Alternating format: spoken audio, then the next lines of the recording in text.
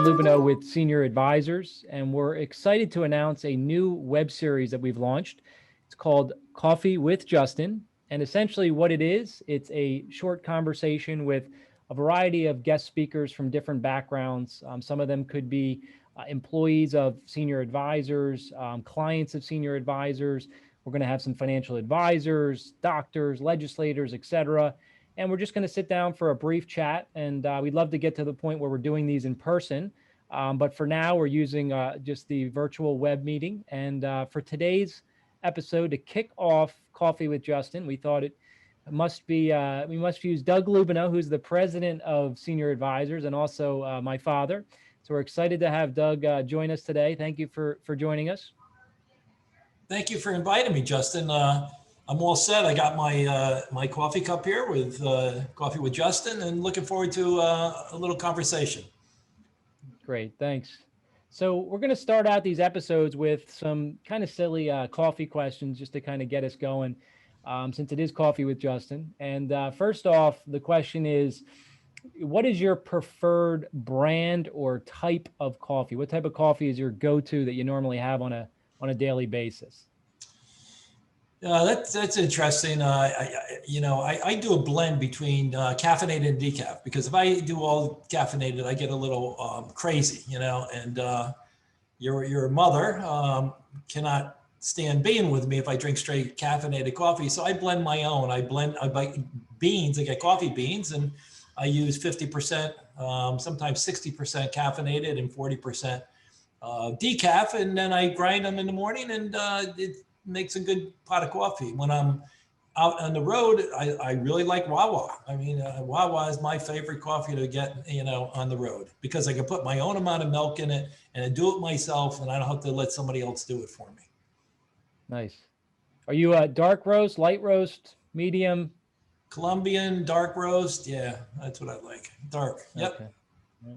And how many cups a day, or shall I ask, how many pots per day do you drink? Too many. Probably at least a half a pot of coffee. At least half a pot. But I stop usually not after lunchtime. I don't want to have any late in the day, because I think it can affect my sleep at night. So I don't do it at night. Potentially. Yes. Right. So if you could sit down with anyone and have a cup of coffee, who would you choose to have a cup of coffee with? That's an interesting question. Since I've been in legislative stuff so long, there's a lot of political people I'd like to sit down with, but I don't want to get into politics right now. Probably a guy I would have liked to go out and have a couple of beers with years ago was Tom Selleck, when he was Magnum PI. He just seemed like the guy you'd want to be friends with, and now that he's in his own show, Blue Bloods, which I think is a fantastic show,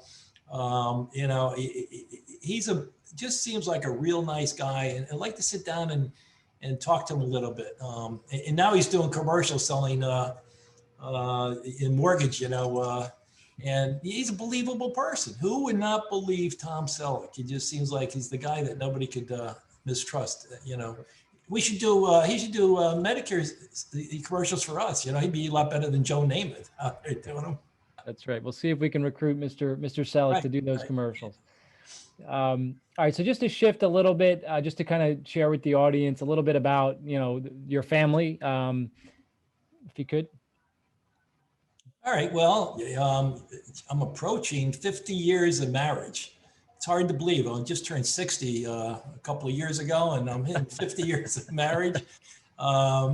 It's been a great experience. I got my two boys, and I think very proud of them. Both have been very successful in their lives, and you guys both left home around 18. You went away to college at 18, never came back. Your brother left, and he took off at 18, and he never came back, and he's been very successful in technology. So you guys have never needed to come back home and needed anything from us. So I've been very proud of you and your families. You both have two beautiful wives, and I got three great grandchildren. Two granddaughters and one grandson. So it's been. I think family is the best thing that we could possibly have. Great. Thank you for sharing with the audience. Now, just to shift a little bit into kind of your career and we think about kind of the insurance industry, and most of the people I talk to in this industry, everyone's got kind of a unique story about how they ended up in insurance, and it's not necessarily something people generally selected to be a part of. Maybe if you could share a little bit of how did you end up in insurance? Well, I had 20 years in corporate America. Spent 10 years at Johnson & Johnson, which I thought was one of the best companies in the United States to work for. It was ranked in the top 5 at the time I worked for them, and it was just a fabulous experience. In the last 7 years in corporate America, I was director of sales with Bosch and Lomb. And as director of sales, I was responsible for half the United States. So I was flying every week, 2 to 3 nights a week. I was out. Then I got invited to an executive leadership program at the University of Maryland for a week that the corporation put us there. And it was all corporate executives. And you were being observed all week. And I had to sit down at the end of the week with the head of the psychology department at University of Maryland. And we talked about where I was going in my career, what was going on in my life, about my family. And he said, well, if you keep traveling the way you're traveling, you're not going to be home for your kids. And you guys were young at the time. He said, when they become teenagers, that's when they're going to need me. Basically saying your kids are going to be screwed up because your dad was not there for them in their early years. And it's funny because we all sat down after it's probably 30 or 40 people. And we all sat down, we talked, and they said, we all decided, why are we doing what we're doing? Because we're screwing up our lives and our families for our careers. So, you started thinking about it, and I started looking for something where I'd have less travel. I interviewed with a lot of companies, and all the vice president of sales jobs were travel jobs. And I looked at buying a franchise, franchises and stuff, which thank God I didn't do. And I saw people doing insurance sales, and I said, geez, if these people can be successful, why can't I? Well, so and nobody can believe I just went out on my own and got involved selling some association health plans, basically in the beginning, started to learn the business. And then, then as the rules changed and the laws changed, I had to change my whole, method of doing business and getting into group health insurance. I've been 31 years in the health insurance industry. And it took us 3 or 4 years to build something up that we can live off of. And it's been a great, great experience being in my own business. Great, Dad. Thank you for the background. And, just to share with our audience a couple of, I think, kind of funny things about, the Johnson & Johnson days and the Bausch & Lomb days. Growing up, our memory is, the free stuff, right, that you'd come home with. And, I remember in our garage, we had this whole shelf that was just bottles and bottles of like Johnson & Johnson sunscreen and boxes of baby powder. And there's all kinds of Band-Aids and just different Johnson & Johnson products that you ended up keeping for, I think 20 something years until you finally. I still got a case of, I think, baby powder in my garage and maybe shampoo. Maybe it'll be worth something, especially since the baby powder is going out of the business. They're not going to be selling it anymore. That's right. To be the expiration date on those things was just a guidance, right? It wasn't. Right. And then Bausch & Lomb used to get us the cool sunglasses and stuff. We had Ray-Bans. Top Gun was when it came out, and they had those aviators, and you came home with the aviators for us. So those are our memories as children with those companies. So just to kind of shift back a little bit, so you ended up in the insurance industry, and you started your own business in the group benefits. Maybe just share kind of how you segued from group benefits into the Medicare business. Yeah, it's a funny story. About 15 years ago, I was at a restaurant, and in Atlantic City, and the bartender said, "Hey, this guy down here, he's in the same business as you. Do you know him?" I said, "No, I don't know." He comes down and introduces himself. We started talking, and he's in the Medicare business. And he says, "Well, and we're both members of the association, the National Association of Health Underwriters." And he said, "Well, what do you do with your clients? We had a pretty good book of business, about 250, 275 companies that we represented their benefits." He says, "What do you do with your clients when they turn 65 or go on Medicare?" I said, "I tell them to go to Blue Cross or go to AARP." I said, "I don't do that." He said, you're crazy. They're your clients. Why don't you want to keep your own clients? And he said, why don't you come up to the office and, meet with us? I went to his office and I spent better part of a day with his president of his company, who's his son-in-law. He taught me the business of Medicare, and I got involved in it. And I taught basically with his assistance, really got involved with Medicare, and I really enjoyed it. And I was just going to service my own clients, and that was it. And maybe write 40, 50 policies a year, which I did the first year. And then all of a sudden, the second year was 80. And then the third year, about 125 policies, and then 200 policies. And now we're writing 350 to 400 policies a year, just wanting to start with my own clients. But as you get into this business, you start getting more and more referrals from people that know you and that you're in it.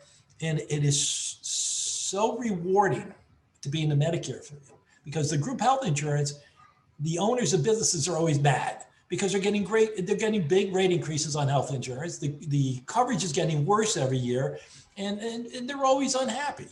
But people in Medicare that are coming looking for information on Medicare, they're confused about Medicare. There's a lot of anxiety when people are turning 65 or retiring, and it's very rewarding to come, and they feel very comfortable after they get done with us because we can explain it to them very easily. And they walk away and they say, boy, this was so easy. I didn't realize it was going to be so easy. And they know they have somebody to call throughout the year if they have questions. We help them every year with their drug card. And again, it's just a very rewarding experience dealing in that market. Great. Well, thank you for that, the background. And I'm glad you ended up getting involved in Medicare. To your point, it's been enjoyable in the business, working with the Medicare space and helping people. At the end of the day, we're helping a lot of people out there. And we hear it all the time, how people are just, so thrilled to work with us, and it feels good. Obviously there's financial rewards, but it just feels good to hear people that are really appreciative of what we do. So, just to shift a little bit, I know you're very active, and you've been active in the National Association of Health Underwriters, and you been active from a legislative perspective in Washington as well as locally in New Jersey for over 20 years, 25 years. What would you say? Is there any particular bill or situation where in that time frame where you really feel proud of the work that you did and the impact that you were able to have from a legislative perspective and helping people? So. Yeah, I find out quickly when you go to Washington that nothing happens overnight. The first year I went to Washington lobby, and I've been down there almost 30 years. And the legislators all tell you, hey, that makes sense. That's a great suggestion. We should do that. And you walk away saying, oh, this is going to be law. And then next year, you're asking for the same thing again. And you walk away and say, gee, it's got to happen this year. And it goes on year after year, the same issues. When Medicare Advantage plans came out, and they give you a period of time that you got to change between October 15th, December 7th. And if people make a mistake during that time frame, and they find out maybe in January, their doctors might not participate, or it's not what they thought it was. And now we lobbied to give a new enrollment period, January to March, that people with a Medicare Advantage plan can make a change in that. One time they can make a change. If they pick the wrong plan, or they're unhappy, they went from, let's say, a Medicare supplement to an Advantage plan, and they want to go back, they have that one opportunity in the first quarter of the year where they can go back and make a change. And that's helped a lot of people. I mean, we can't proactively go out and market that, but if somebody does realize they made a mistake, they have the right to give us a call and say, hey, listen, this is not what I thought it was going to be. I'm not happy with this at all, and I want to get out of it. So that was something we fought for, and that got approved, I think, 3 years ago, Justin, I think. Yeah, 3 years ago. Yep. Yeah. So, that's a great example. And like you said, before that got reinstated, if someone was in the wrong Advantage plan and they didn't realize it till January, they were stuck until the end of the year. They had to stick with that whole plan or that whole year with the same plan. And now with that open enrollment period reinstated for January to March 31st, Yeah, that's a nice opportunity for people that get stuck to be able to. So that's a situation where NAHU and your activity there with from a legislative perspective helped to drive that enrollment period to get back open. So that's great. Right, right. What do you see as kind of from a Medicare beneficiary perspective, kind of the biggest concerns or challenges over the next 3 to 5 years? Well, hopefully nothing's going to change on a federal level. As you know, Medicare, along with the Medicare supplement, is the best medical coverage you'll ever have. There are some issues maybe with the drug card. If you're on very, very expensive drugs, it could be an issue. It could be costly to some people.